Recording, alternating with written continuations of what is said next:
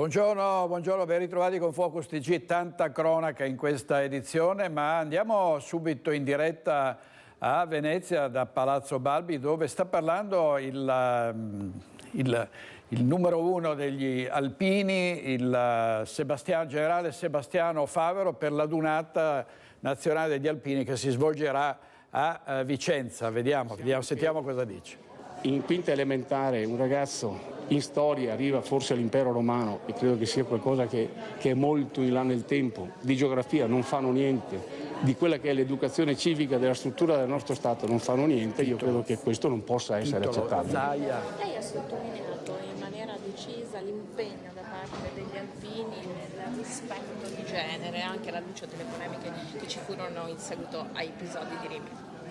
Direi di sì, noi l'abbiamo fatto, lo stiamo facendo, non è che l'abbiamo fatto, abbiamo costituito dopo qualche mese un sito che è aperto, che è disponibile, in cui diamo un contributo, in cui diamo anche delle indicazioni ai nostri associati, ma anche un contributo e anche un dialogo con quelle realtà e organizzazioni femminili che ovviamente quel dialogo lo accettano, quindi in modo tale da costruire qualcosa di positivo e di attenzione nel rispetto, ecco, del genere femminile, che per noi è fondamentale, perché guardate che gli alpini le donne le hanno come principio sempre rispettate. La mamma, l'amorosa, la figlia sono cose che per noi hanno un valore importante. Adesso tra l'altro al nostro interno, con l'avvento del servizio volontario, abbiamo anche tante ragazze che sono all'interno dell'associazione in termini veramente operativi, e abbiamo tanti tra gli amici aggregati.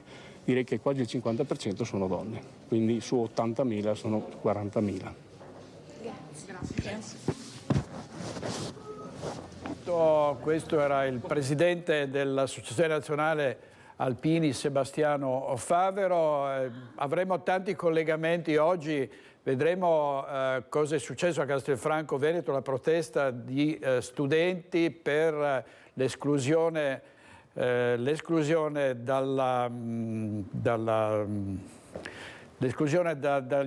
dagli esami di una ragazza malata di cancro, una oncologica. Non potrà partecipare alla DAD, e per questo il padre ha invitato i suoi compagni di classe a protestare. Ci collegheremo con Francesca Bozza e poi andremo alle esercitazioni NATO in corso alla base militare di Istrana, con i cacciamilitari in volo e il daspo di 5 anni a un genitore che ha insultato l'arbitra con insulti sessisti durante una partita. Però partiamo dalla cronaca, come sempre, con l'omicidio della 35enne Elisa Campeol.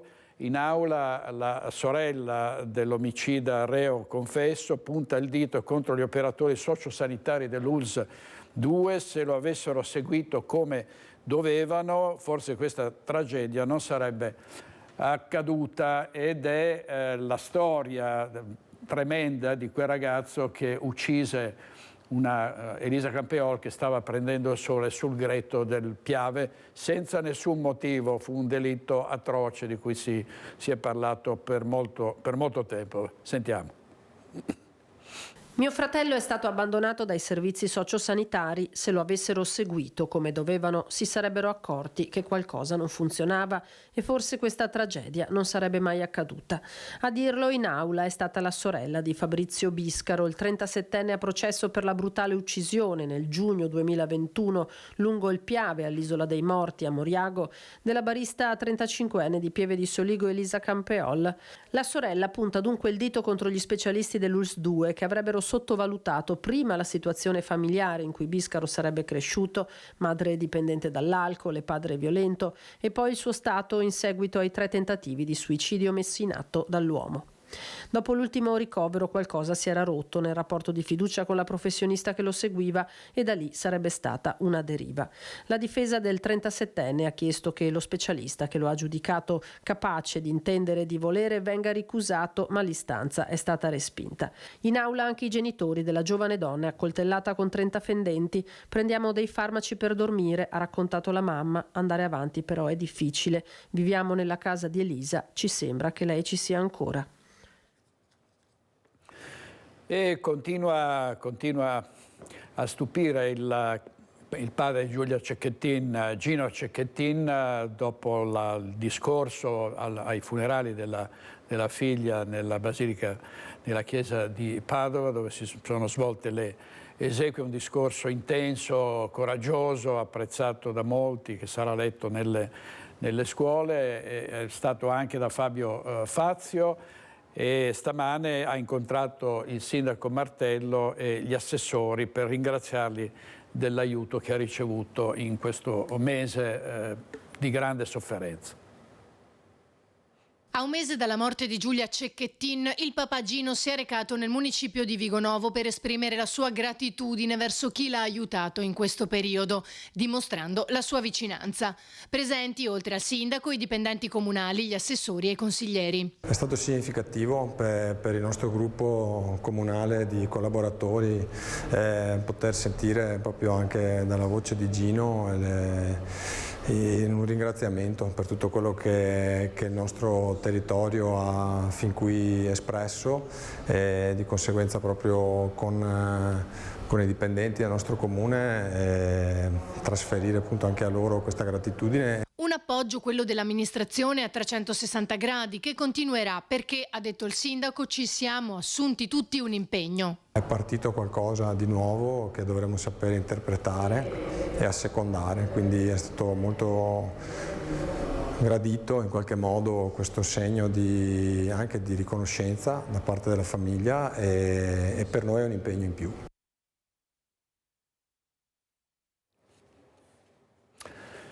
E sarà celebrato domani alle 10 nella chiesa della Natività della Beata Vergine Maria di Pozzonovo il funerale di Christian Di Sarò, il 24enne di Villa Estense, morto all'alba di domenica in un incidente lungo la strada provinciale 8 dei Bersaglieri a Sant'Elena, uscendo di strada con la sua auto. Il giovane avrebbe dovuto festeggiare la sua laurea giovedì, invece il giorno prima della prevista giornata di festa la famiglia dovrà dare l'ultimo saluto. La chiesa scelta per i funerali è quella di Pozzonovo, paese d'origine della mamma di Christian. Il giovane è morto tornando a casa dopo una serata con gli amici, ha perso il controllo dell'auto e si è schiantato contro un tunnel di cemento che serve per far scorrere l'acqua nei fossi. È impressionante il numero di incidenti con auto che finiscono in canali, fossi, contro muretti, veramente impressionante. I carabinieri hanno sgominato una banda di predoni albanesi, autori di numerosi furti in abitazione nella bassa padovana. Qui siamo nella bassa padovana, ma i predoni colpiscono praticamente in tutte le province della nostra regione. Grazie alla segnalazione di un residente che ha fornito al 112 la descrizione di un'auto sospetta, immortalata anche dalle sue telecamere di sorveglianza dell'abitazione, i carabinieri di Piove di Sacco sono riusciti a fermare ed arrestare una banda di predoni albanesi, autori di almeno 8 furti in abitazione commessi nei primi giorni di dicembre nella zona della Bassa Padovana, tra Piove di Sacco, Correzzolo e Conselve. In manette 4 uomini, nel loro covo individuato a Ponte Longo sono stati recuperati oltre 200 gioielli e tantissimi altri oggetti di valore. I carabinieri hanno pedinato per giorni la vettura segnalata dal residente, scoprendo così il covo della banda che agiva puntualmente all'ora del tramonto, quando iniziava a scendere il buio e le famiglie erano ancora fuori per lavoro. Tutta l'area furtiva è stata recuperata e verrà riconsegnata ai legittimi proprietari. Allora, Alto Vicentino, al Setaccio, controlli straordinari dei carabinieri, è stato arrestato un 33enne, denunciato un giovane sorpreso con 40 grammi di droga. Sentiamo Luisa Bertini. In arresto un 33enne cittadino del Kosovo, destinatario di un provvedimento di carcerazione emesso dalla Corte d'Appello di Venezia. L'uomo dovrà scontare 4 anni e 8 mesi di reclusione perché condannato per una rapina commessa nel 2011 ad Arzignano. Scattata una denuncia nei confronti di un 19enne sorpreso in possesso di 40 grammi di hashish. Questo è il bilancio dei controlli effettuati nei giorni scorsi nel territorio dell'Alto Vicentino da parte dei carabinieri, che ha portato all'identificazione di 56 persone, di cui 9 con precedenti, oltre al controllo di 25 veicoli. Sono state impiegate 10 pattuglie dell'Arma, supportate da personale in abiti civili del nucleo operativo radiomobile, dai carabinieri forestali di Roana e carabinieri del NAS di Padova. Andiamo a Castelfranco Veneto da Francesca Bozza, perché ad un'alunna malata, una 17enne, è stata negata la DAD e c'è la protesta dei compagni di classe, protesta auspicata dal padre di questa ragazza. Sentiamo in diretta Francesca Bozza. Buongiorno direttore, buongiorno ai telespettatori. Sì, e sono ancora qui i ragazzi, i compagni di classe di questa studentessa, in mano il cartello dal quale emerge bene la scritta DAD, è questo che chiedono, che venga attivata la DAD sincrona durante la mattinata, in modo che la loro compagna possa, seppur da casa, continuare a seguire insieme a loro le lezioni. Da dire subito che abbiamo avvicinato la dirigente scolastica, che ha spiegato che la scuola ha fatto tutto quello che era nelle sue possibilità per supportare la ragazza sin da subito, attivando le lezioni, un'ora di lezione pomeridiano al giorno. Purtroppo, spiegava, c'è un problema tecnico di connessione molto lenta al mattino per i tanti supporti elettronici collegati, e quindi in attesa, dopo aver fatto richiesta al MIUR di attivazione della fibra, ma le tempistiche sono troppo lunghe, si è attivata lei stessa come scuola per sottoscrivere un contratto perché venga attivata la fibra. Chiaramente però necessita di tempi tecnici perché questo avvenga. Cosa è successo questa mattina? Inizialmente solo i compagni di classe della studentessa si sono radunati qui fuori insieme ai genitori della ragazza, ma sono stati raggiunti poi intorno alle 9:30 da tantissimi altri loro compagni, che hanno deciso di sospendere momentaneamente le lezioni e di uscire dalle classi, restando però all'interno del cortile scolastico senza oltrepassare il cancello, perché, come ci ha spiegato la dirigente scolastica, durante l'orario delle lezioni la responsabilità è della scuola, e per questo molti docenti hanno accompagnato i ragazzi proprio perché sono sotto la loro responsabilità, e quindi per una questione di sicurezza. Qui presenti anche i genitori appunto di questa studentessa, che probabilmente non si aspettavano alla vigilia di questa manifestazione così tanta solidarietà. Sì, è vero, c'è stata grande solidarietà, pensavamo solo di coinvolgere la classe di nostra figlia, e invece a un certo punto ci siamo trovati con tutti i ragazzi fuori delle classi, in orario scolastico. Ecco, voi chiedete semplicemente che vostra figlia possa seguire regolarmente le lezioni seppur da casa. Certo, noi chiediamo che nostra figlia sia integrata nella classe mediante un sistema informatico che, se la rete scolastica non riesce a supportare, noi forniamo anche a spese nostre tablet e connessione a nostre spese, a nostro carico. Ecco, da sottolineare che anche questo aspetto è stato preso in considerazione. Ci sono delle questioni però di privacy, insomma una serie di questioni che chiaramente potrebbero impedire questo. Da sottolineare che è stato consegnato proprio oggi ai ragazzi un tablet con una SIM all'interno, che potrebbe quindi superare le problematiche di connessione, e la dirigente scolastica, che non era a conoscenza di questa donazione perché è avvenuta questa mattina, ha detto che valuteranno la possibilità eventualmente di utilizzarlo. E come sta vivendo vostra figlia questa lontananza da scuola e questa impossibilità di stare in qualche modo vicino ai propri compagni? Allora, nostra figlia è sempre stata molto molto determinata nel voler mantenere il contatto con la scuola, con lo studio.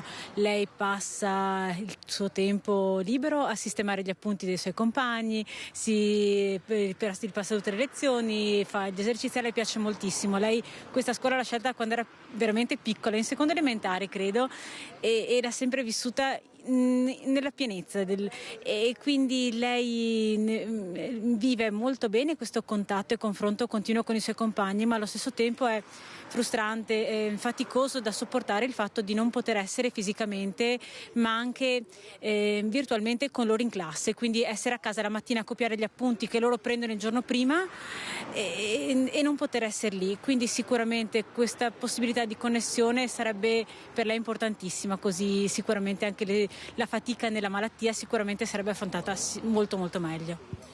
Perché quell'ora pomeridiana non è sufficiente, voi dite? Assolutamente no, è un'ora pomeridiana al giorno solo con l'insegnante.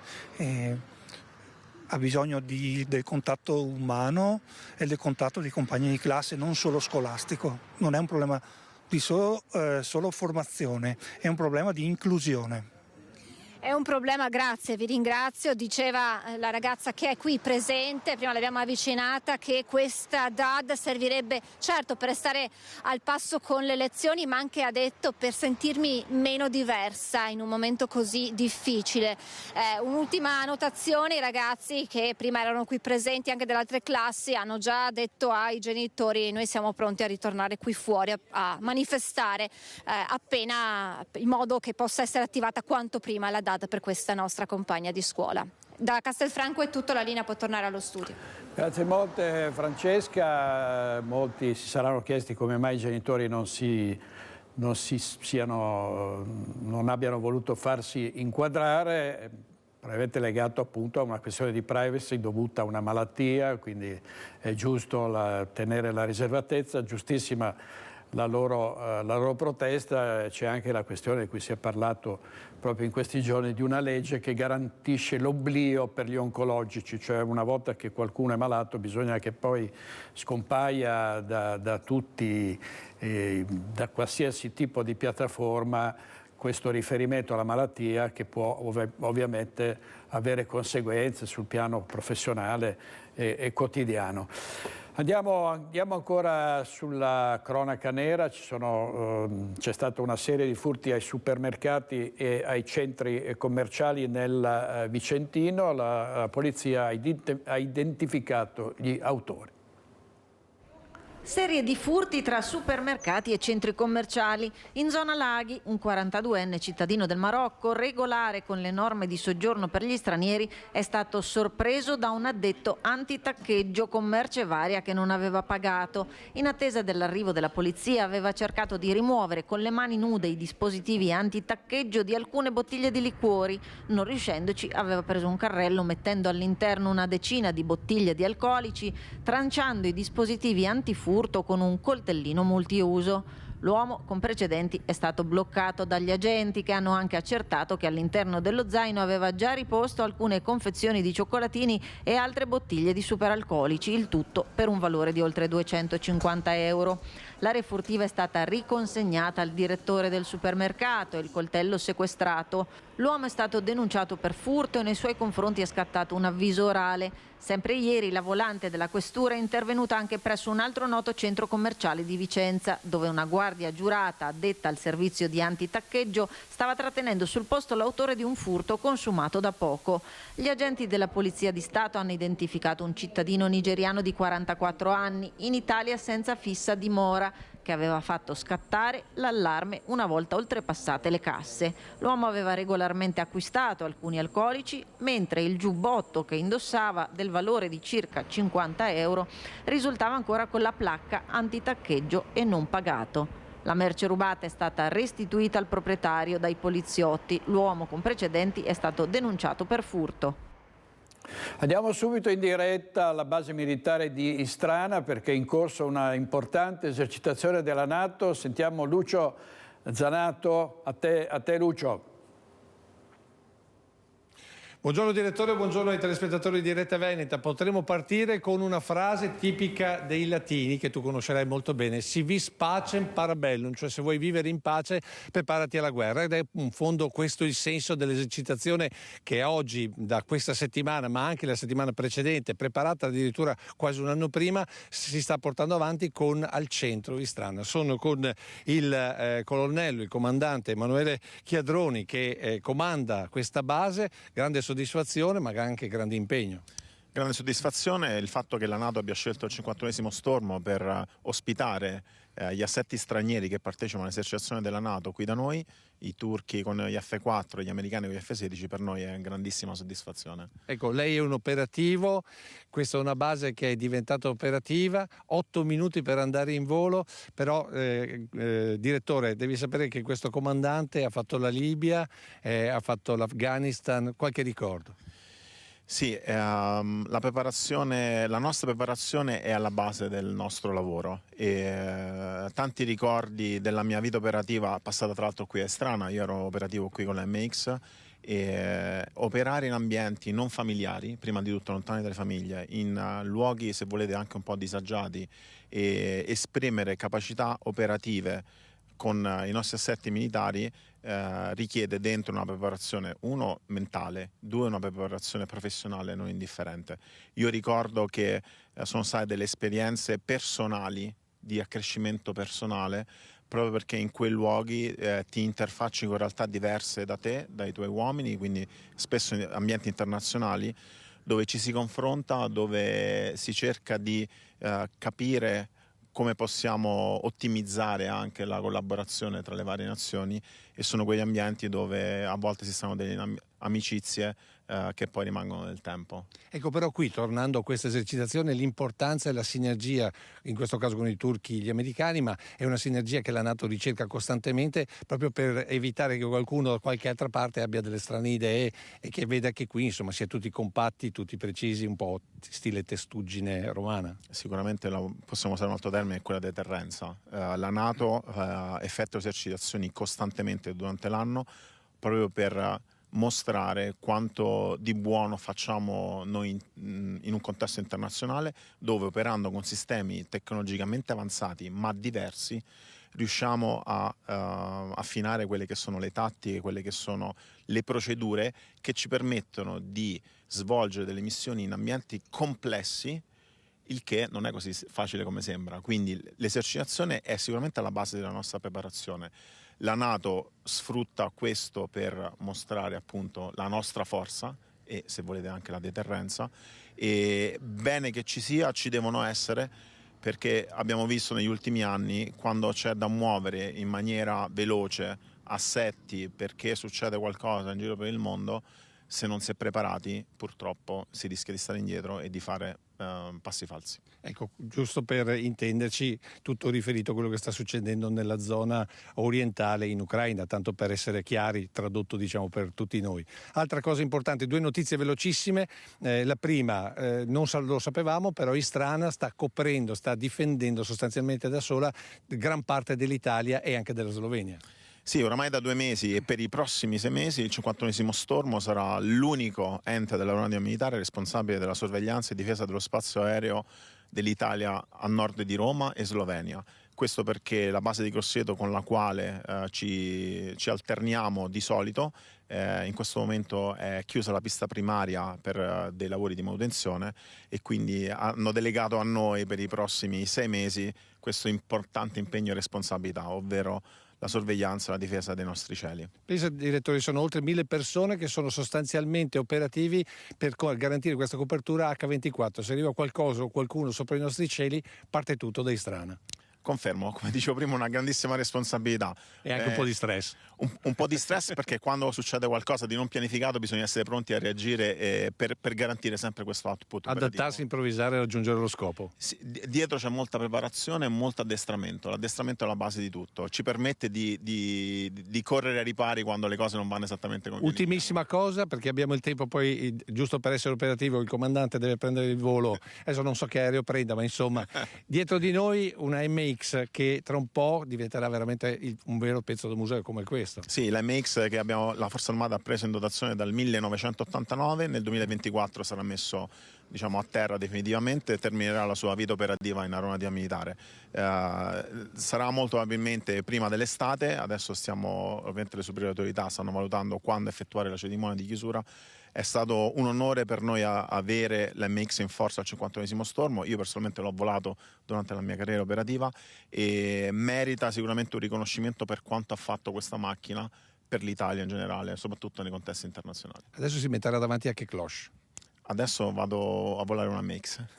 Grazie, buon volo e direttore, se non hai domande a te la linea. Grazie Lucio, grazie molte. Viva il 51esimo Stormo e tutti gli uomini e le donne della nostra aeronautica militare. Vediamo i titoli del Gazzettino. Ci occuperemo di questo DASPO, devi fare la fine di Giulia Cecchettin, DASPO di 5 anni dalle manifestazioni sportive al genitore che ha insultato l'arbitra minorenne di basket. Ci collegheremo più tardi con Valentina Visentino, una vicenda invece accaduta a Pordenone, patina sul ghiaccio e una lama gli trancia 3 dita, operazione d'urgenza per un bimbo portiere dell'Inter. Arriva la perturbazione di Santa Lucia in Veneto e Friuli Venezia Giulia, pioggia, nebbie e quota neve che scende, temperature giù, attesi meno 10 gradi in alcune zone. Ancora la cronaca nera, aggredito da 6 cani liberati volontariamente dal loro proprietario, un veterinario dell'ULSS 2 ha rimediato 15 giorni di prognosi. Sentiamo Edi Kaliman. Morsi al volto e agli arti, una furia che poteva trasformarsi in tragedia. È finito in ospedale con 15 giorni di prognosi per la sola colpa di essere andato a svolgere una profilassi ad un cane. L'aggredito, un veterinario esperto di 66 anni con ben 33 di servizio alle spalle dell'ULSS 2 del distretto di Asolo, che si era recato a casa di un 63enne per verificare i motivi dell'aggressività di uno dei suoi 6 cani, dato che in precedenza aveva già morso senza apparentemente motivo una persona. Il medico era giunto a casa del 63enne per controllare che il cane fosse munito di microchip, che non è stato poi trovato, e nessuno degli animali è stato poi appurato, era registrato o coperto da assicurazione, motivo per cui il proprietario si è rifiutato di aprirgli il cancello ed è arrivato a liberare i cani che gli si sono scagliati contro, aggredendolo fino a ferire il medico con morsi anche al volto. Gli esemplari dei meticci di taglia media si sono avventati sul medico seguendo quello che i veterinari definiscono effetto branco, ovvero la stimolazione dei comportamenti trassimili e la loro imitazione. Attimi di tensione e paura. Il veterinario è stato visitato dai sanitari che hanno provveduto a curare le ferite. L'uomo è stato denunciato. Già noto alla magistratura per altri reati contro il patrimonio, dovrà ora rispondere di lesioni personali. Stamattina il punto stampa del presidente della Regione del Veneto, Luca Zaia, per presentare la prossima adunata degli alpini a Vicenza. C'era anche il sindaco Giacomo Possamai. È stata un'occasione per i giornalisti per chiedere al presidente un commento su questo scontro tra la Lega e Forza Italia, in particolare tra lo stesso Zaia, Tajani e Flavio Tosi, sul terzo mandato. Sentiamo cosa ha detto il governatore. Senta, Presidente, c'è stato un attacco, perché non si può definire altrimenti, da parte di Flavio Tosi nei suoi confronti riguardo al terzo mandato. Ha detto Zaia il terzo mandato l'ha già fatto, addirittura ha aggiunto durante la sua presidenza sostanzialmente non si è fatto niente, non ci sono state grandi opere. Ma guardi, mi perdoni, io non replico, a un segretario deve replicare un segretario. Il segretario ha detto in realtà ieri sì al terzo/quarto mandato, c'è un'interlocuzione in corso? Ma guardi, questo non glielo so dire, è un problema nazionale, si tratta di decidere se si vuole porre al centro, diciamo, dell'attenzione e quindi dal ruolo al cittadino che deve scegliersi tutti e coloro che hanno ruolo, diciamo, istituzionale, quindi sindaci, presidenti di regione, parlamentari e altro, oppure pensare che il cittadino abbia solo una scelta a tempo. Dopodiché un sindaco, io trovo strano che un sindaco che può fare solo 2 mandati invece può stare tutta la vita in Parlamento. C'è un problema con Forza Italia però in Veneto, tra la Lega e Forza Italia. Ma io non mi occupo di ste robe, già ho i miei problemi a seguire l'amministrazione e penso che la garanzia che hanno sempre avuto i veneti, che io non ho mai buttato in politica, perché chi la butta in politica perde tempo da amministrare poi. Ma con De Luca ha mai parlato di questo? No. No, sul serio, c'è De Luca che non lo sento, è veramente una vita, cioè non c'è una regia, cioè io dico quello che penso. Insomma, la questione del terzo mandato a cui spera di ottenere anche Vincenzo De Luca, governatore della Campania, anche emiliano in Puglia, insomma, quindi è è uno scontro piuttosto duro e infatti lo si era visto anche ieri durante la presentazione del cantiere per la bretella ferroviaria che collegherà il Marco Polo alla rete ferroviaria nazionale. Sentiamo cosa avevano detto ancora Zaia e Salvini. Se io fossi veneto lo vorrei per 50 anni, Zaia governatore. Il no del vice premier Antonio Tajani al terzo mandato per i presidenti di regioni rompe a Mestre durante l'avvio dei lavori per la realizzazione del collegamento ferroviario con lo scalo veneziano. A rispondere al collega di governo è un altro vice premier leghista Matteo Salvini, che ai giornalisti spiega che sarebbe pronto sin da subito a modificare la legge dei 2 mandati. I cittadini hanno sempre ragione, quindi se i cittadini scelgono ancora quel sindaco, ancora quel governatore o ancora quel parlamentare, dovrebbero avere il diritto di farlo. Secondo me significa limitare la possibilità di scelta per i cittadini. Mi spiace che qualcuno lo voglia limitare. Uno scontro che ha già il sapore di campagna elettorale, con le anime interne al centrodestra intenzionate a far sentire il proprio peso per la scelta di quello che sarà il candidato. Il no di Forza Italia da un lato, l'apertura del carroccio dall'altra, in un confronto che vede nel mezzo quei governatori in scadenza di mandato, come lo stesso Zaia. Penso che il tema del blocco dei mandati sia qualcosa di anacronistico, visto e considerato che io trovo cittadini che vorrebbero rieleggere il sindaco uscente e non lo possono più rieleggere. Anacronistico perché ci sono solo 2 cariche che vengono elette direttamente dai cittadini, che sono il sindaco e il presidente della regione, e guarda caso sono le 2 cariche che hanno il blocco dei mandati, il che vuol dire che il sindaco non può andare a fare il sindaco per più di 2 mandati, ma può stare una vita in Parlamento. A me piacerebbe avere una risposta rispetto a questo. Io ho letto che dice che è sano, ecco, la giro con una domanda: cosa vuol dire sano bloccare l'amministratore dopo 10 anni? Perché sano si presta a molte interpretazioni. Siccome io penso che sano sia anche un termine pericoloso, vorrei capire da Tajani cosa significa sano. E a chi anche in passato aveva giustificato il blocco dei mandati tirando in ballo il rischio che si creino centri di potere, il presidente del Veneto replica così. Questo paese deve decidere se vuole avere la figura centrale e l'attore protagonista deve essere il cittadino nel scegliere la classe dirigente, bisogna sbloccare i mandati. Se vogliamo lasciare tutto in mano alla politica, ne prendo atto. Mi chiedo come mai non si propone mai il blocco dei mandati ai parlamentari. Ed era stato durissimo ieri il contrattacco dello stesso Flavio Tosi. Sentiamo Nicola Zanetti.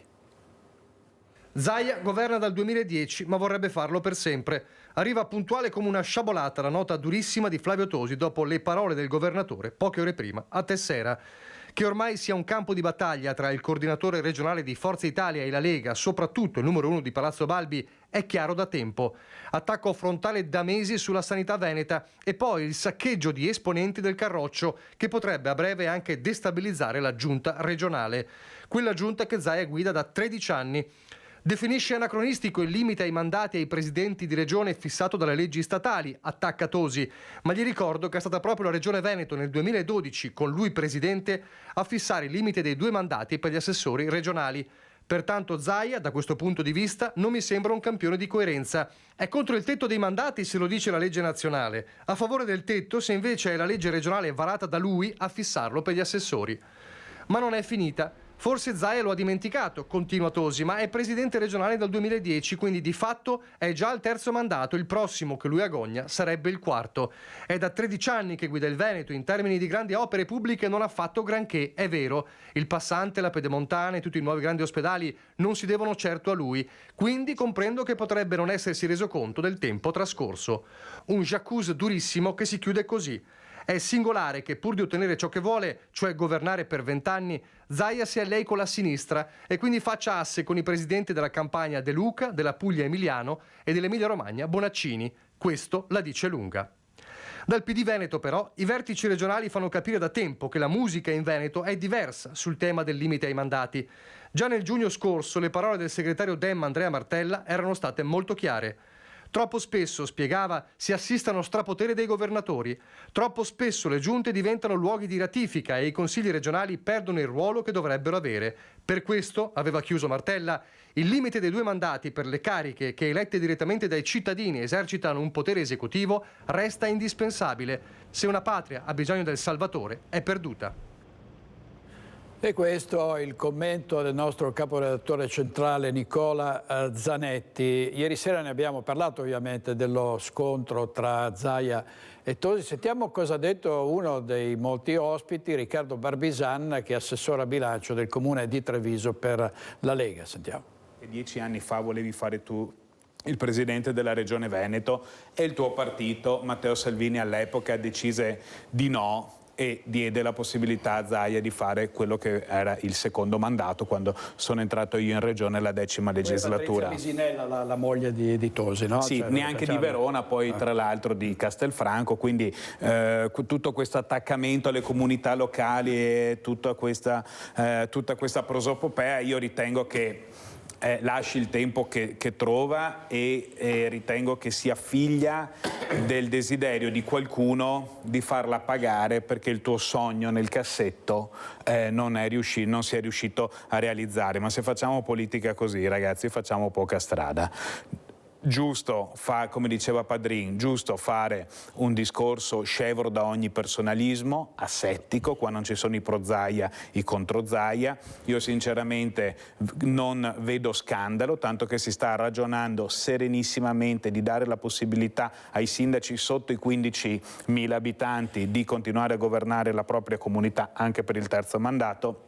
Non vedo perché questo dovrebbe essere un problema per il presidente di regione. Altra argomentazione di Tosi che non mi convince. Allora, questo era Riccardo Barbisani ieri sera a Focus, a Ring su Antenna 3 c'era Roberto Marcato, l'argomento era lo stesso. Sentiamo cosa ha detto l'assessore allo sviluppo economico della regione del Veneto. Il Presidente dice che gli Stati Uniti d'Europa, no, l'estrema destra, ma ho capito, ma quelli sono i nostri alleati. Cioè se si volesse anche candidare, cosa che, ripeto, per quello che lui ha sempre detto non è possibile, che lui ha detto io porto a termine il mio mandato per i veneti e porto a casa l'autonomia, quindi io siccome questo è un paese che sta morendo di balle, no, perché non possiamo poi chiederci perché la gente non va a votare, perché un po' di coerenza farebbe bene anche alla classe dirigente. Il Presidente ha sempre detto no, perché io sto qua fino alla fine, io prendo per buono quello che ha detto il Presidente. Però dopodiché la compagnia di giro che abbiamo, quella è, non credo che il Presidente possa immaginare di andare con quella compagnia di giro. Sono d'accordissimo, però Roberto, prendo le tue parole alla prima domanda che ti è stata fatta e tu hai risposto, io credo che al congresso fossi stato candidato io e Stefani, avrebbe votato Stefani. Zaia avrebbe votato Stefani. Sì, secondo me sì. Bene, questo. Stefani, non si mi onda di questo Stefani, cioè. No, scelta legittima. Potevi chiederlo a chiunque tesserato iscritto in giro e avrebbe pensato l'opposto. Esatto. Quindi il contesto di quello che tu dici è la chiara rappresentazione di ciò che tutti pensavano e alla fine è successo l'opposto. No? Alla fine è successo l'opposto. Quindi è la stessa cosa. No, non si candida perché sai, lui è... Posso dire che per quanto mi riguarda sarebbe una grande delusione se il mio Presidente non mantenesse una parola così importante data ai Veneti. Posso dire che sarebbe per me una grande delusione. Dopodiché va bene tutto, siamo in un paese in cui va bene tutto, per me sarebbe una delusione. Io sono abituato a rapportarmi con uomini di parola. Ho sempre pensato che lui sia così. Se lui dovesse candidarsi, romperebbe un patto che ha fatto con i Veneti. Ha sempre detto il contrario, si candida liberissimo, io lo sarei particolarmente deluso.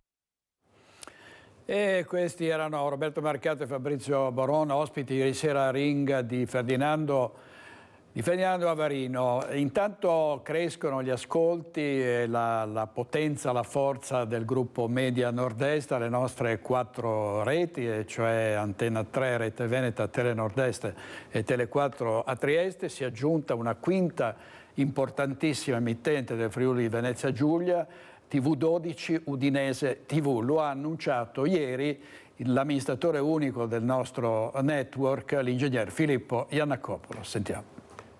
Il network Media Nord-Est diventa sempre più grande, sempre più leader dell'informazione locale in Italia e annuncia la prossima acquisizione di TV12 Udinese TV, la televisione ufficiale della storica società di calcio di Serie A Udinese.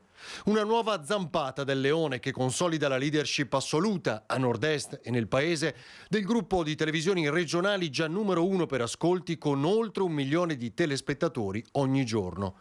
Ad Antena 3, prima televisione regionale in Italia per ascolto Auditel, Rete Veneta, Tele Nord-Est e Tele 4, si aggiungerà dunque nel nostro bouquet anche la televisione friulana amata dai tifosi bianconeri. Sono lieto di comunicare il prossimo passaggio di TV12 Udinese TV, che è la televisione ufficiale dell'Udinese Calcio, all'interno del network Media Nord-Est. È veramente un passaggio importante perché permetterà al nostro network di completare anche con la televisione di Udine la sua presenza capillare in tutto il Nord-Est. L'emittente Udinese TV resterà ancora l'emittente ufficiale dell'Udinese Calcio e proporrà i suoi contenuti sportivi, ma integrerà la sua informazione con l'attenzione all'informazione locale e agli eventi del territorio che contraddistinguono tutte le televisioni del nostro network. Un network che è arrivato a contare più di 100 dipendenti, 8 sedi e la leadership assoluta non solo nel Nord-Est ma in tutta Italia fra le televisioni locali. Questo accordo consentirà il mantenimento dei livelli occupazionali e la pianificazione di sempre nuovi investimenti per la costante crescita anche di TV12 Udinese TV, che resterà la televisione ufficiale dell'Udinese Calcio con esclusive e programmi sportivi, ai quali si affiancherà un nuovo palinsesto di informazione dal territorio. Quindi è veramente un grande piacere poter dire e poter annunciare questo nuovo prossimo passaggio di Udinese TV all'interno del nostro network, e che così sarà composto da 5 emittenti televisive: Antena 3, Rete Veneta, TNE Tele Nord-Est, Tele 4 e Udinese TV TV12. In particolare nel Friuli Venezia Giulia alla presenza su Trieste si aggiungerà la presenza su Udine, completando il vero polo informativo regionale anche in quella regione. E in ogni caso l'obiettivo nostro sarà sempre e solo quello di essere vicini a voi telespettatori, che è la nostra vera e unica missione: offrire un servizio pubblico di autorevolezza, di informazione e di vicinanza al territorio. Sempre dalla parte dei cittadini ha ribadito anche questa volta l'ingegner Filippo Iannacopoulos, amministratore unico di un grande gruppo televisivo Media Nord-Est. Andiamo subito ad Asiago. Vedo Chiara Gaiani con il sindaco Rigoni Sterna. È stato presentato il progetto di restauro del Palaghiaccio. Dici tutto, Chiara. Direttore, buongiorno ai telespettatori. Ci troviamo all'interno del Palaghiaccio, dove si sta allenando in questo momento la squadra di hockey che milita in Serie A. Era un progetto molto atteso questo, soprattutto diciamo dalla squadra, ma non solo. Il Palaghiaccio è un biglietto da visita di Asiago, forse è una delle strutture più conosciute di tutto l'altopiano. Sindaco, avete trovato i primi 4 milioni di euro necessari, perché pensate tutta questa struttura è interamente a carico del comune di Asiago. L'estate prossima si parte. Che tipo di lavori sono necessari, urgenti?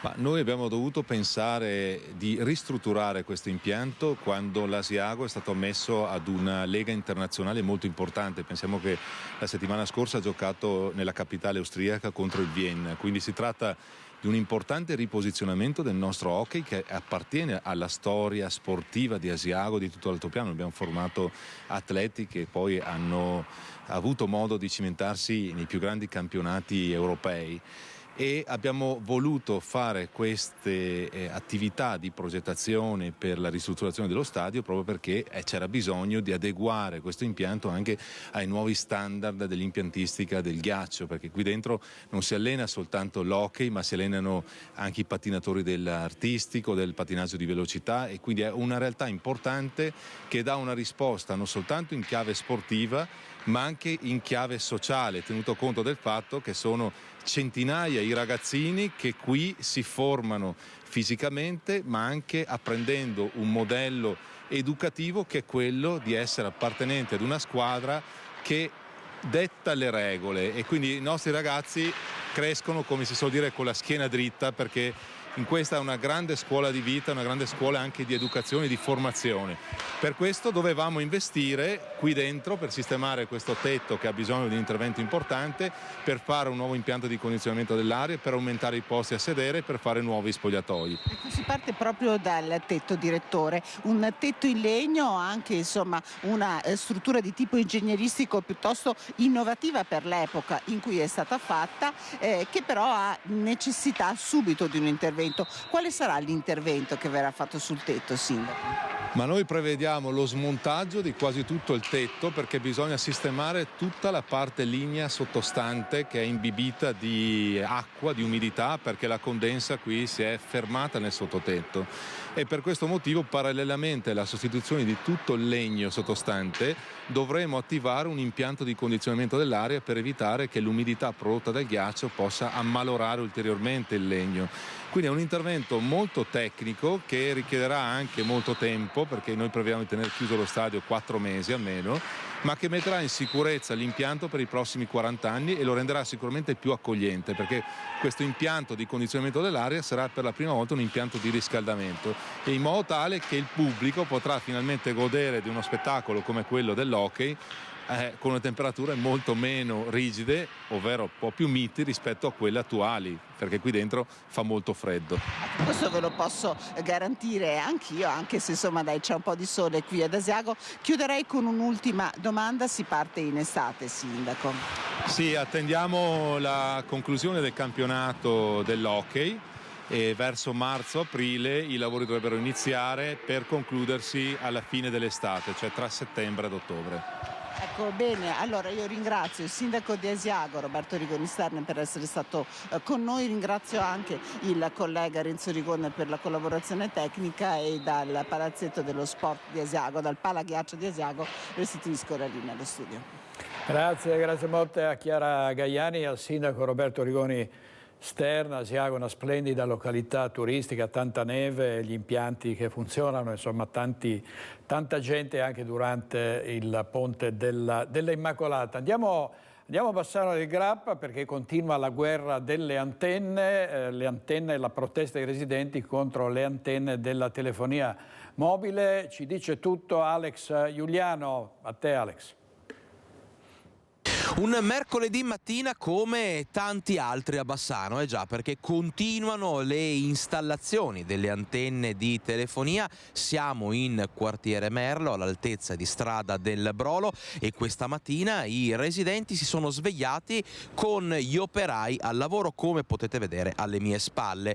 Ebbene, si alza l'antenna e continua a crescere, ad alzarsi anche il tono delle polemiche in città, polemiche che seguono sostanzialmente due filoni: uno che riguarda la tutela paesaggistica e della salute di chi abita vicino alle antenne, perché sono tanti i comitati cittadini, le associazioni che chiedono all'amministrazione comunale di fermarsi, di dare delle informazioni precise su quello che riguarda l'inquinamento elettromagnetico, le possibili appunto conseguenze di una così massiccia installazione, una così massiccia presenza di antenne di telefonia in città, concentrate soprattutto nei quartieri a sud di Bassano.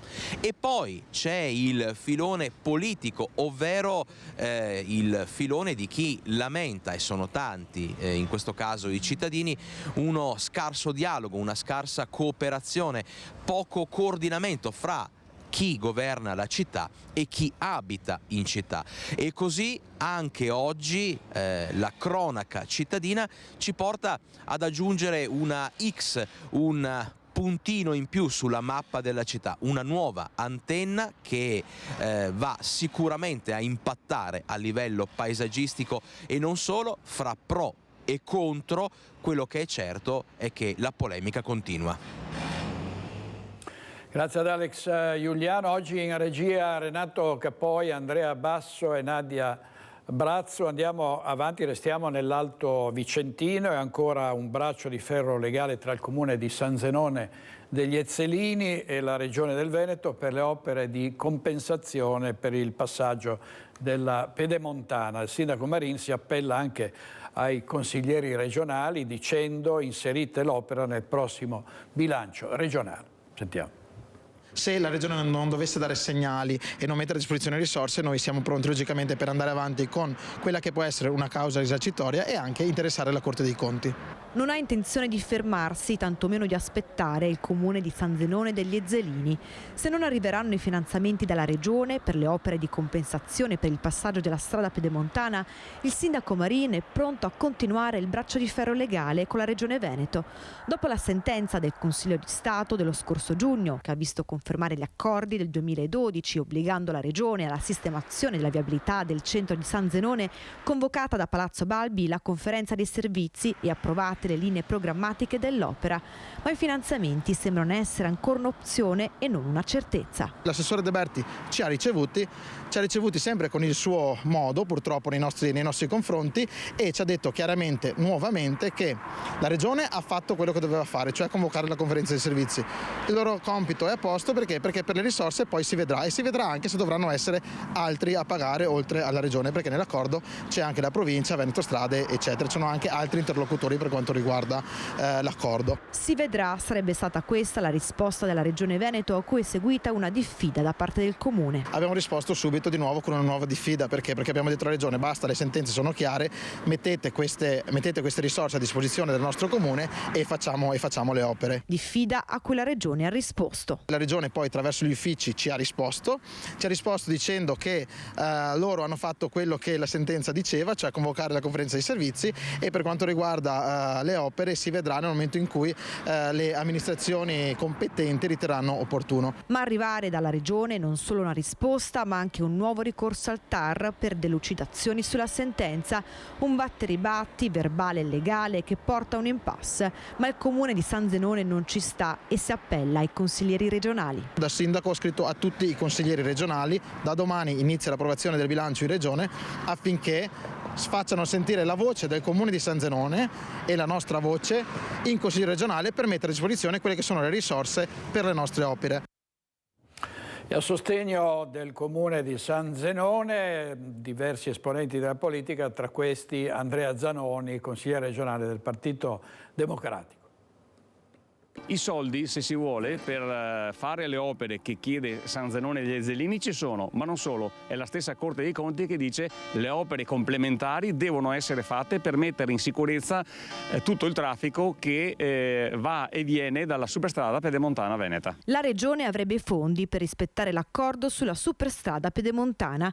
A dirlo il consigliere regionale del Partito Democratico Andrea Zanoni, schierato al fianco del Comune di San Zenone degli Ezzelini, insieme al sostegno e solidarietà di altri esponenti politici, tra cui il consigliere regionale di Fratelli d'Italia Tommaso Razzolini, Cristina Andretta, co-coordinatore provinciale di Forza Italia, Anna Cristina Andreatta, coordinatore provinciale di Noi Moderati, e Giovanni Zorzi, coordinatore provinciale del Partito Democratico. La Corte dei Conti, una risoluzione di maggio, ha messo nero su bianco: primo, che le opere complementari devono essere fatte; secondo, una richiesta formale alla Regione perché applichi le penali per i ritardi, 25.000 euro al mese di ritardo, che in totale sono 1.800.000 euro che la Regione non chiede al privato, nonostante sia previsto tutto dalla Convenzione. Terza cosa, la Regione ha versato indebitamente al privato 20 milioni di euro di IVA e la Corte dei Conti dice alla Regione: fatti dare indietro questi 20 milioni di euro di IVA.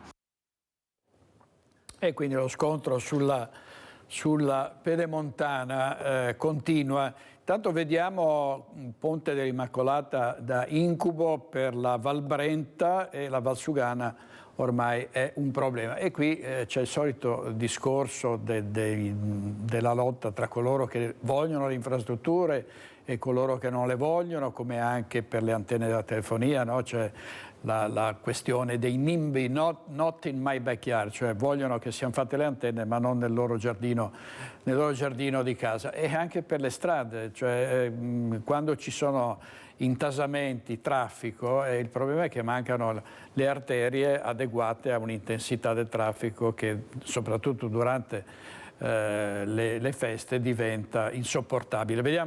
Vediamo cosa è successo sulla Valsugana.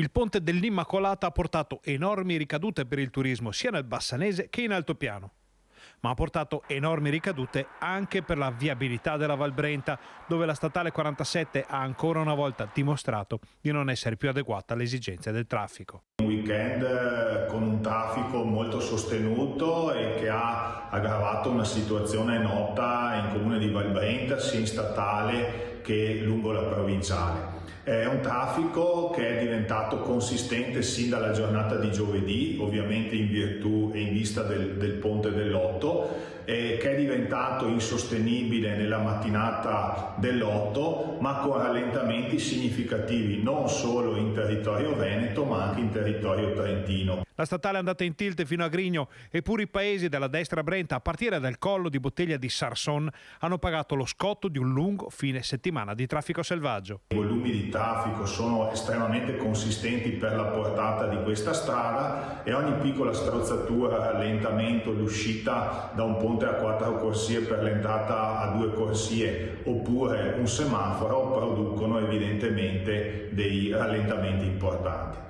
Il punto nero è certamente quello di Carpanè, dove la strozzatura del semaforo causa colonne e disagi già nei giorni feriali, figuriamoci sotto le feste. L'amministrazione comunale sta lavorando da tempo per un bypass corto, ma giornate come quelle del weekend evidenziano che forse questa non è la soluzione che può risolvere ogni tipo di problema, perché il traffico è particolarmente consistente e quindi ogni occasione, come detto, crea degli intoppi, degli ingorghi. Non è però solo una faccenda di disagi e rallentamenti, ci sono ricadute pesantissime per la vivibilità dei paesi e anche grandi rischi per l'incolumità delle persone. Anche nella giornata di ieri vi era la necessità che un'autoambulanza raggiungesse delle persone e ha subito dei rallentamenti, e così pure il ritorno verso Bassano diventa complicato e non sempre può intervenire l'elicottero. Quindi sono dei temi che devono essere portati all'attenzione della politica, dei livelli istituzionali più alti, per valutare eventuali soluzioni alternative.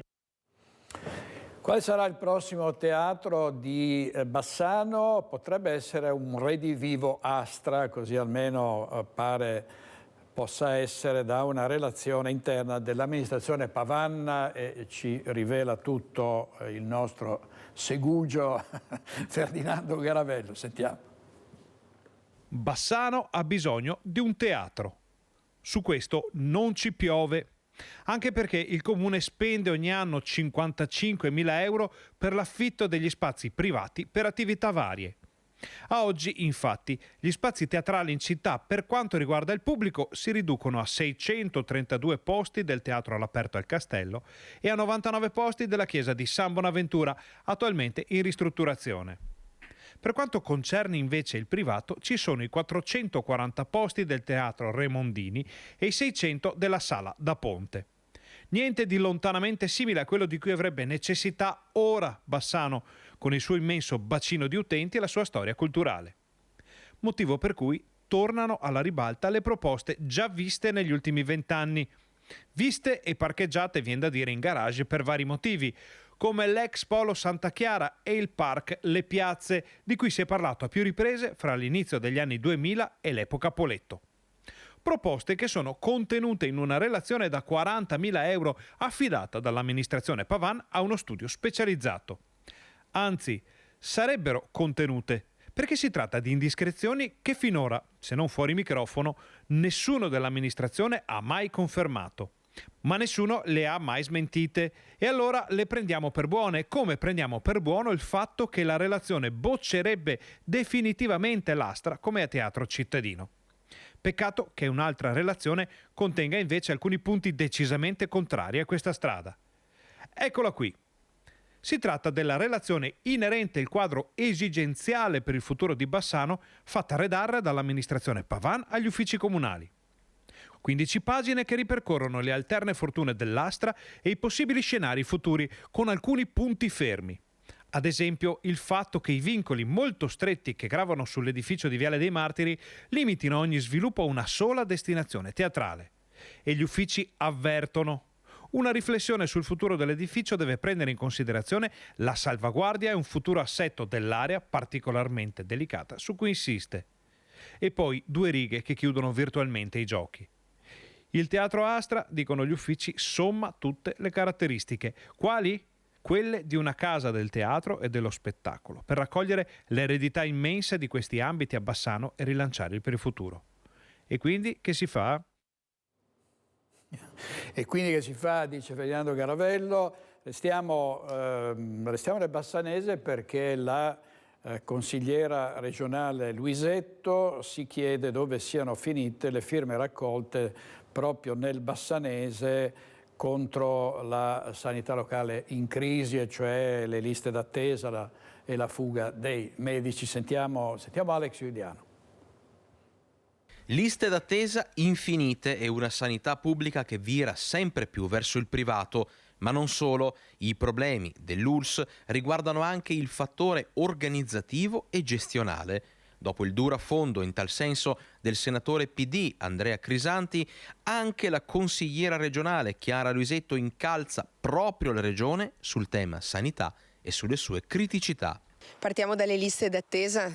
I dati 2022 ci dicono che in Veneto sono più di 2.000 le prestazioni in galleggiamento e che delle 29 milioni di ricette emanate dai medici di base, 13 milioni non sono state utilizzate lo scorso anno. Le persone hanno rinunciato a curarsi nel pubblico o hanno deciso di andare nel privato quando hanno potuto. Quindi il primo tema è sicuramente portare a un riequilibrio tra pubblico e privato. E sulla tendenza di una sanità regionale sempre più indirizzata verso il privato, ecco la risposta di Luisetto. Nonostante le dichiarazioni del presidente Zaia continuino a mettere la sanità pubblica al primo posto, gli investimenti e le scelte concrete non fanno altrettanto. Allora si mette la sanità pubblica al primo posto quando si decide di investire. È inutile dire a parole che si crede nel pubblico quando i medici scappano nel privato e quando la media di attesa va dai 4 mesi a un anno per avere una visita specialistica. E ad attendere, chissà dove, in qualche cassetto di Palazzo Ferrofini, ci sono anche le migliaia di firme raccolte fra i cittadini dell'ULSS 7 che chiedevano e chiedono ancora una sanità migliore. Che fine hanno fatto tutte quelle firme? Perché nessuno ha risposto a una così massiccia mobilitazione popolare? Io sto ancora attendendo, dopo quelle firme, anche risposte a mie interrogazioni sullo stato di salute del nostro ospedale, sullo stato di salute dell'accoglienza degli anziani nel nostro territorio. Quindi mi auguro davvero che ci sia una presa di consapevolezza che al momento non vedo. Andiamo subito in diretta a Padova per la Daspo di 5 anni a un genitore che durante una partita di basket a Cittadella aveva detto all'arbitra: devi fare la fine di Giulia, un insulto gravissimo. Sentiamo i particolari in diretta da Valentina Visentina. A te Valentina. Sì, buongiorno. Daspo di 5 anni per un 50enne di Campo San Piero, papà di uno degli giocatori di pallacanestro che domenica 3 dicembre stava disputando una partita di basket under 17. Questo 50enne di Campo San Piero ha insultato e minacciato pesantemente la giovane arbitra di 17 anni. Oltre agli insulti sessisti, la minaccia più grave, una frase inqualificabile: ti meriti di fare la stessa fine di quella di Vigonovo. Un chiaro riferimento dunque a Giulia Cecchettin. Per questo, dopo la denuncia fatta dal papà della giovane arbitra, la Digos di Padova e la sezione anticrimini hanno subito avviato le indagini ed è stato identificato il 50enne. Per lui il questore di Padova Marco Dorisio ha emesso nelle scorse ore un Daspo di 5 anni. Cosa significa? Significa l'interdizione da tutte le manifestazioni sportive in tutto il territorio nazionale per 5 anni. Questo genitore dunque non potrà mettere più piede per 5 anni in uno stadio, in uno palazzetto sportivo, perché, come ha detto il questore di Padova pochi minuti fa, non vanno educati solo i figli, vanno educati anche i genitori. Per di più c'è anche una particolare inquietante: la ragazza arbitra offesa fa il liceo Tito Livio, liceo classico Tito Livio, lo stesso frequentato da Giulia Cecchettin. Per di più è nella stessa sezione e occupa il banco che era stato in passato di Giulia, quindi è stata ancor più turbata da questa offesa, da questa frase che le è stata rivolta mentre stava arbitrando la partita under 17 di basket tra la squadra del Camin e i Gunners Brenta Cittadella. Il papà il tifoso appunto da Spato è il papà di uno degli atleti del Cittadella. Per di più il questore ci ha anche confermato che proseguono le indagini per identificare anche eventuali altri esagitati che hanno partecipato al coro di offese e di ingiurie rivolte alla ragazza. Il cinquantenne è stato anche denunciato per minacce. Io restituisco la linea e vi lascio con le parole del questore Marco Odorisio, che abbiamo sentito pochi minuti fa e che ci spiega come è stato deciso questo provvedimento. Signor Questore, è stato identificato l'autore di questo insulto davvero ingiustificabile e è stata una punizione esemplare. La riflessione: si tratta di un episodio molto grave, sconcertante. È stato applicato il provvedimento di Daspo da un punto di vista tecnico, c'erano i presupposti, e quello che è emerso dagli accertamenti svolti dalla Digos e dalla divisione anticrimine che deve far riflettere che il tutto è avvenuto da parte di un genitore che ha usato insulti sessisti nei confronti della ragazzina arbitro, una 17enne, reiterati con riferimenti anche poi ad un fatto, insomma, anche ripeto così, offendendo la memoria di Giulia Cecchettin, in un contesto, quello giovanile, dove appunto occorre dare l'esempio del fair play, del rispetto delle regole, del rispetto del prossimo, dell'avversario, e quindi accertata questa situazione è scattato il provvedimento di Daspo per 5 anni, sussistendo anche, essendo stata accertata, una violenza verbale, quella appunto che è alla base ed è una dei requisiti, delle precondizioni per l'applicazione di questo provvedimento di Daspo. 5 anni di durata, divieto di partecipare a tutte le manifestazioni sul territorio nazionale, anche quelle di tipo amatoriali che si svolgono all'interno appunto degli oratori. La riflessione probabilmente che c'è ancora tanta strada da percorrere tutti quanti insieme per arrivare finalmente ad eliminare in maniera definitiva la violenza di genere, la discriminazione, la violenza contro le donne. Il 5 del diritto anche l'autorità giudiziaria però. È chiaro che poi è stata formalizzata dal papà dell'arbitro una denuncia, e per cui è stata la Digos inoltrato anche la segnalazione di riferimento all'autorità giudiziaria. Il cinquantenne diciamo che un po' ha capito la gravità delle sue affermazioni quando lo avete convocato qui in questura.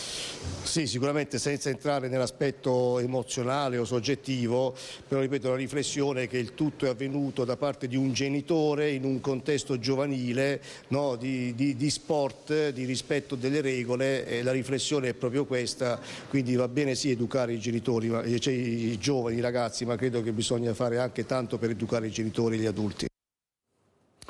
Ha ragione il questore Marco Odorisio, insomma i genitori devono dare l'esempio, se l'esempio è questo siamo messi molto, molto male.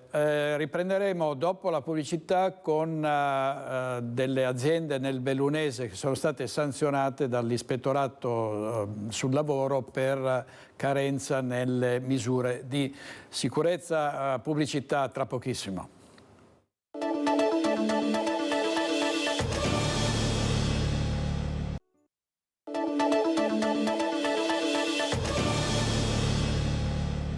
Sanzioni nel bellunese per carenza delle misure di sicurezza in 27 aziende e 6 attività sospese per lavoro nero. Sentiamo la nostra redazione di Belluno.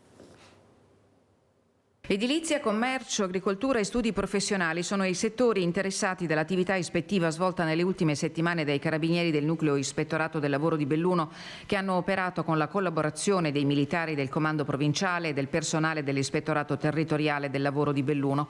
120.000 euro di sanzioni, 6 attività sospese per lavoro nero e gravi violazioni in materia di sicurezza e 27 aziende multate per inadempienze legate alla sicurezza nei luoghi di lavoro. A Quero Vas i carabinieri hanno sospeso l'attività di 2 imprese edili che svolgevano lavorazioni in quota, entrambe per non aver predisposto idoneo parapetto per prevenire le cadute verso il vuoto. Analogo provvedimento in un cantiere a Borca di Cadore.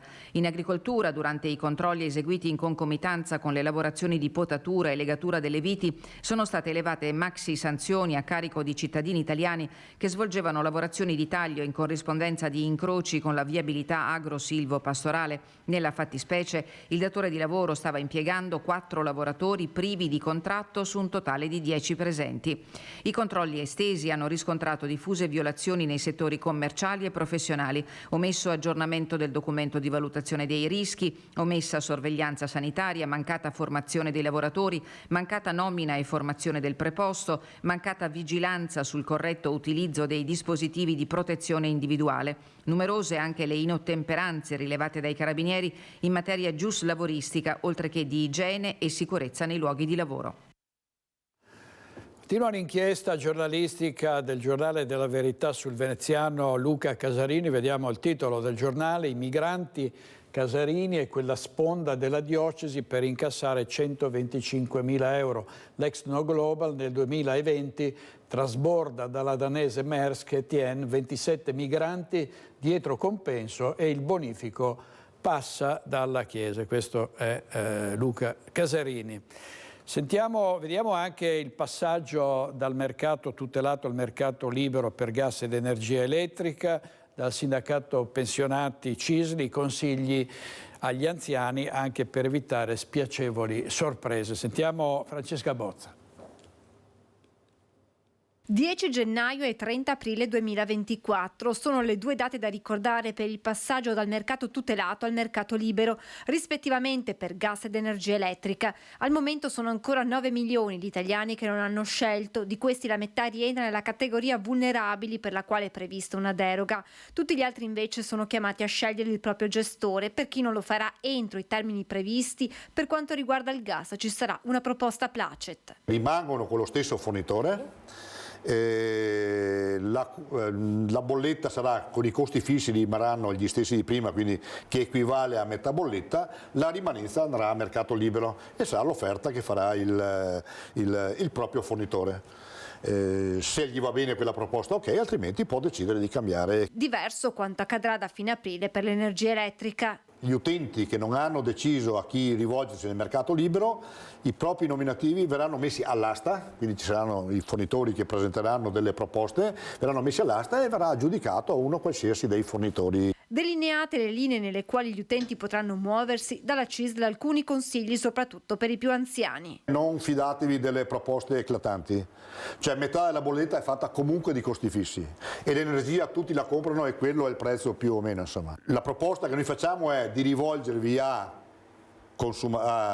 servizi, almeno per gli anziani, di cui ci sia almeno nelle vicinanze un ufficio fisico a cui rivolgersi. Attenzione anche ai termini contrattuali. Hai 14 giorni di tempo per bloccare il contratto e comunque subito dopo puoi cambiare contratto quando vuoi. In un contesto come questo aumenta il rischio di cadere nella rete dei truffatori. Mai sottoscrivere, mai dare consensi online senza aver visto il contratto. Quindi prima fatevelo dare cartaceo, vi date una letta e 2 o 3 giorni dopo eventualmente lo fate. Anche se vi capitano i venditori porta a porta per casa, fatevi lasciare una copia scritta e vi ricontattate alcuni giorni dopo.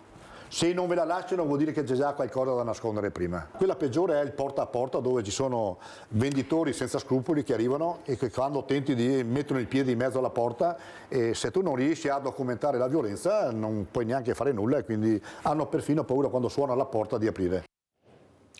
Ieri il via ai lavori per la bretella che collegherà l'aeroporto Marco Polo alla rete ferroviaria nazionale. È stata un'occasione per parlare anche d'altro. Matteo Salvini, vice premier, ministro per le infrastrutture, ha detto il bob, la pista del bob bisognerà farla a Cortina, la si può fare spendendo anche meno di quanto previsto. Sentiamo. Posso assicurare ai veneti che faccio e faremo di tutto perché nessuno scippi al Veneto quello che il Veneto si è conquistato e quindi il bob deve essere a Cortina e faremo di tutto perché così sia... Matteo Salvini tira dritto, il bob deve essere a Cortina rispettando tempi, budget e senza spese milionarie. Il ministro conferma dal palco allestito a Tessera in occasione dell'avvio dei lavori per la realizzazione della nuova linea ferroviaria che collegherà l'aeroporto Marco Polo con la stazione di Mestre la volontà ferma di aprire al più presto il cantiere a Cortina. Un budello light al quale stanno lavorando tecnici di eccellenza del Ministero per fare in tempo e per far scendere gli olimpionici del bob nella rinnovata Eugenio Monti. In passato si è perso un po' di tempo. Se siamo arrivati oggi a discuterne è perché evidentemente si è perso qualche anno, mettiamola così, visto che le Olimpiadi le abbiamo vinte 4 anni fa. Però io rispondo di quello che faccio io, mi sto impegnando. In Veneto il ministro trova buona sponda nel presidente Zaia che sin dalla dichiarazione spiazzante del presidente del CONI Malagò a Mumbai ha fatto precise richieste e visto che sembra oramai naufragata l'idea di ridistribuire le gare, l'unica opzione percorribile oggi è e resta quella di correre per non far perdere a Cortina il treno a 5 cerchi. E pensare a un progetto light, cioè con le stesse infrastrutture ma con finiture che siano normali.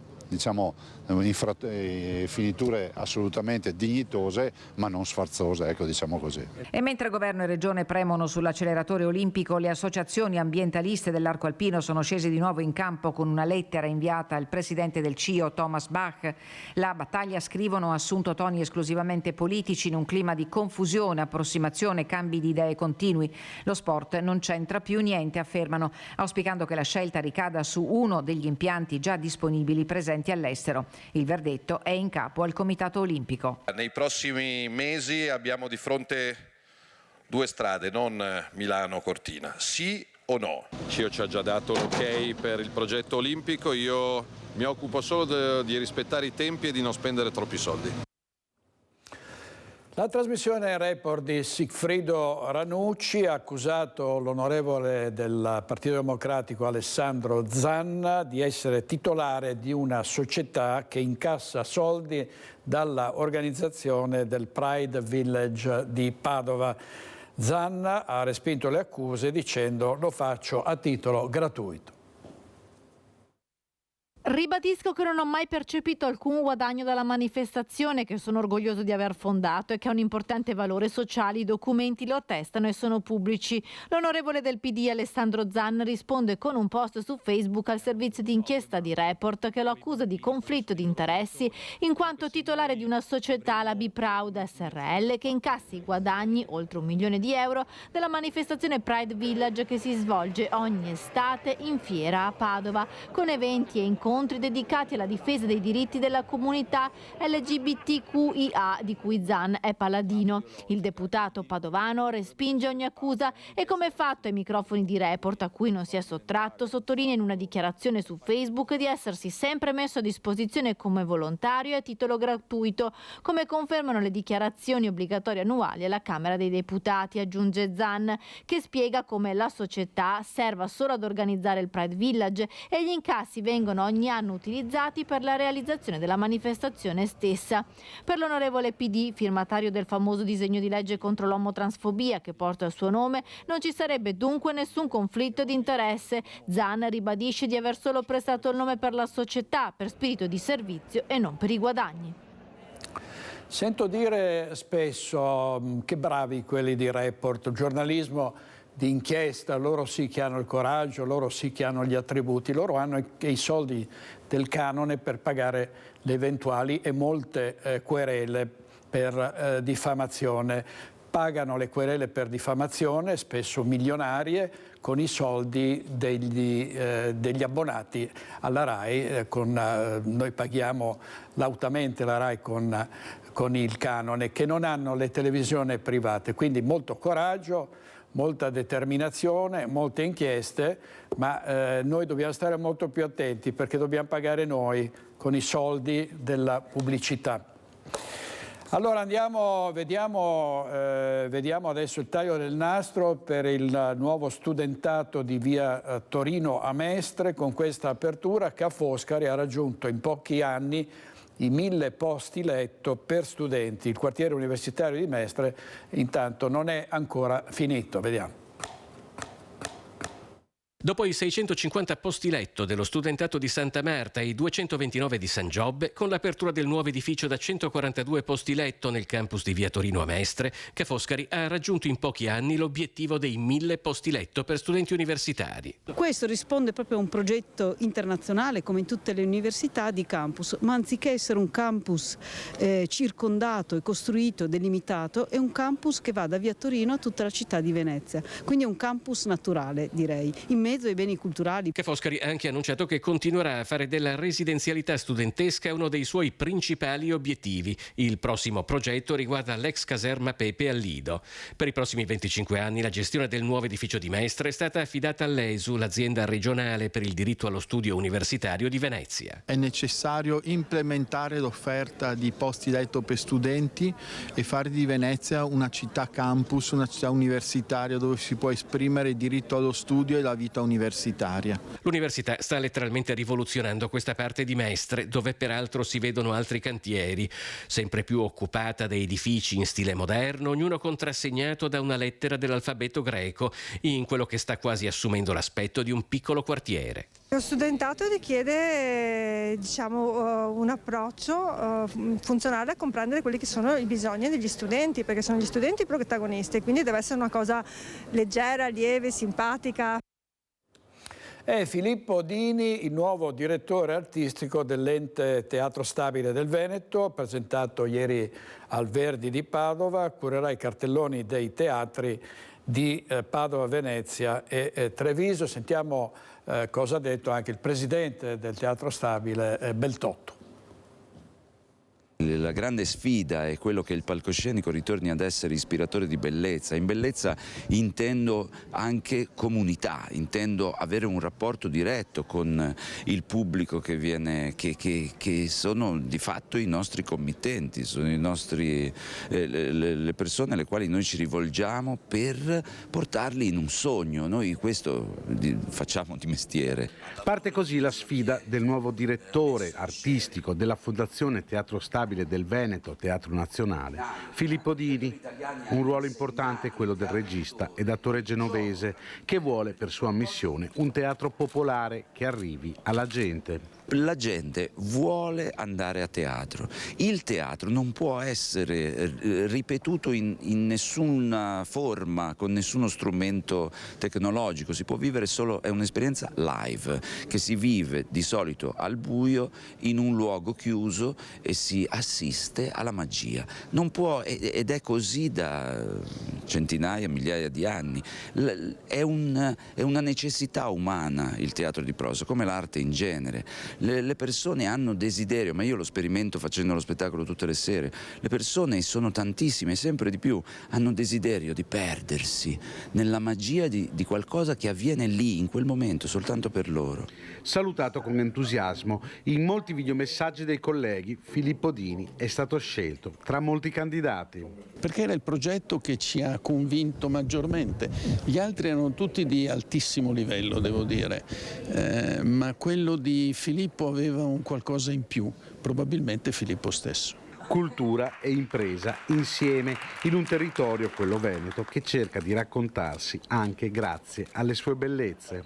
La cultura fa bene all'economia, ma non basta solo fare un buon prodotto, un bel prodotto, ma abbinare anche il prodotto, quello che ti sta attorno, dalle bellezze e anche alla cultura.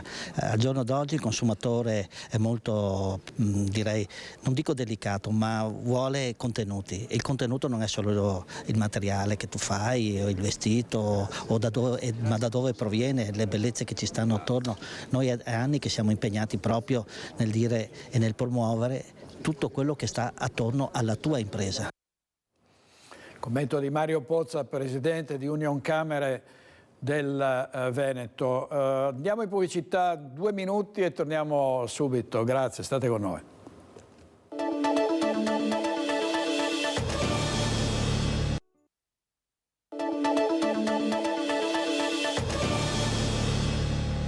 Diamo i titoli del Corriere del Veneto, un'azienda, la Brazzale SPA, che assume solo over 60, hanno energia deluso dai giovani, l'imprenditore, che assomiglia molto a Urbano Cairo, sembrano fratelli gemelli, ha voluto per la sua startup ex compagni di scuola e amici.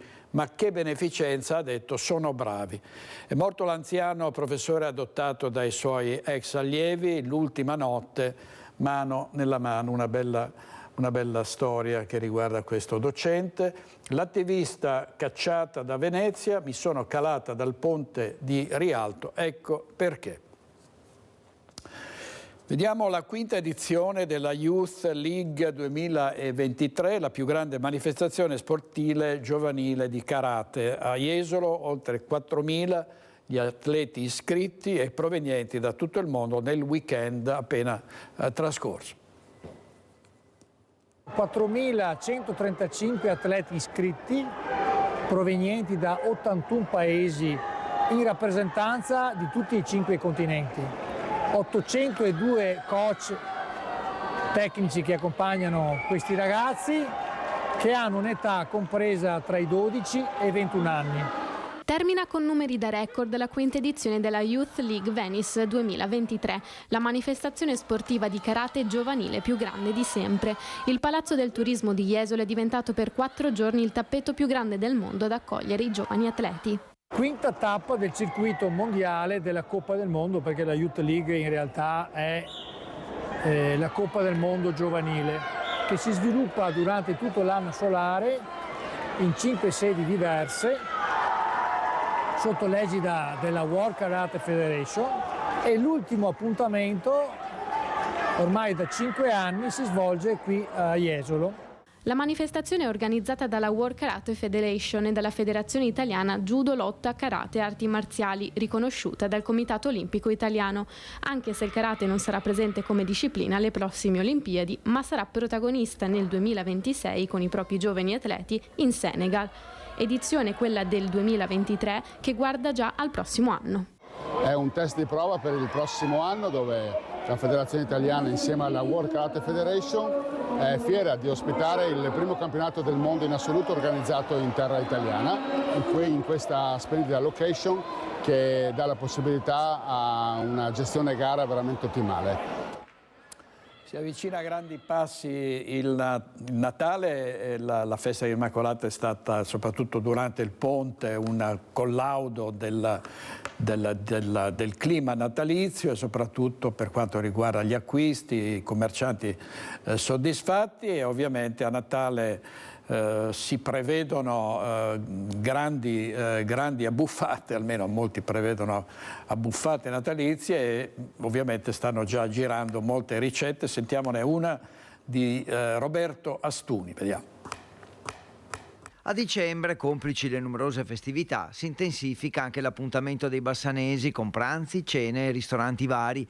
Tra i tanti piatti tipici, uno è particolarmente legato a questo periodo dell'anno. In questo momento viene in mente solo una cosa, il broccolo di Bassano, che tra l'altro non tutti sanno, ma sarebbe un cavolfiore vestito da broccolo.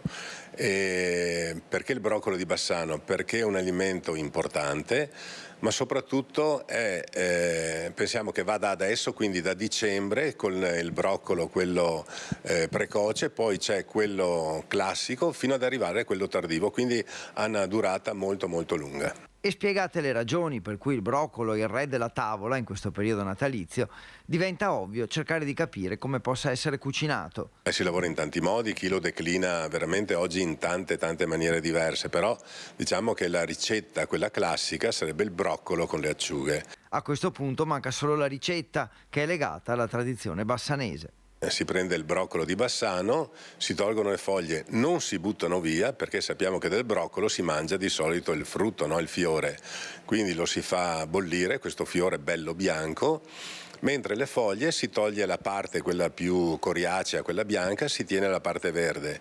Quella la facciamo bollire, queste foglie verdi facciamo bollire, le raffreddiamo subito in acqua e ghiaccio, così la clorofilla mantiene bene i colori vivi del verde, no, della foglia, e poi semplicemente la frulliamo con dell'olio di Pove e otteniamo questa salsina. Adagiamo sopra poi questo broccolo semplicemente bollito e delle acciughe. Piatto molto semplice. La marcia in più di questo piatto qual è? La marcia in più è sicuramente il tipo di acciuga, quindi una bella acciuga del Mediterraneo lavorata a mano, ma soprattutto l'olio di Pove. È tutto per oggi, grazie molte a Renato Cappoi, Andrea Basso, Nadia Brazzo in regia e ci vediamo stasera con Focus. Buona giornata, arrivederci.